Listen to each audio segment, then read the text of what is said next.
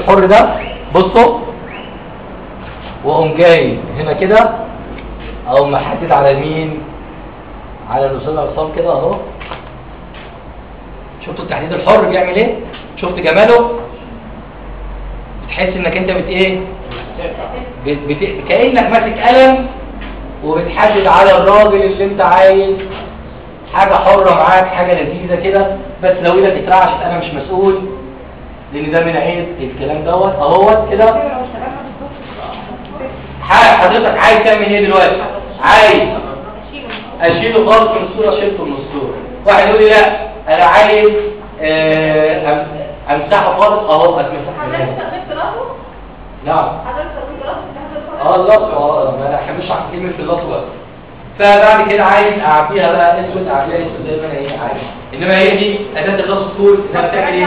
هي التحديد فيها يا جماعه تحديد حر للكلام ده. مثلا الاستاذ محمد سلام على الصوره بتاعته يقول لي انت حاططني في الاخر ومش عارف يعني انت مش كده، مش تعالى يا استاذ محمد هننقلك من هنا تحطك مكان مين، اي حاجه انت عايز تحطها في الصوره كده. فبدأ نشيل كده اهو. فالتعامل الرسول لما شلت ايدي ايه اللي حصل؟ ورا ظهر ونقطه النقطه، يبقى انا ارجع في الصوره دي واقوم عامل خط في دماغي ان انا ما اشيلش ايدي غير في اخر ايه؟ في اخر النقطه. وكل ما اكبر الصوره وانا شغال بتبقى افضل في التحديد. يعني كده كده كده كده كده كده كده اهو، يعني على افتراض ان انا شغال مظبوط يعني اهو كده.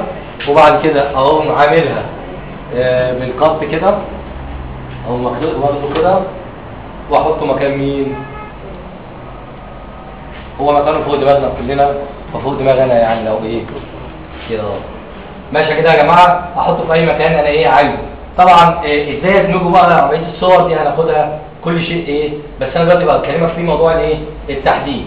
طبعا ارجع الت كنترول وزد، الت كنترول وزد كده، يبقى الدنيا ايه ماشيه معايا. ماشي كده يا جماعه. انا كل ده بشرح في اداه الايه اللاسو تول. في مع اللاسو تول في حاجه اسمها بوليجان لاسو تول. ايه البوليجان لاسو تول دي؟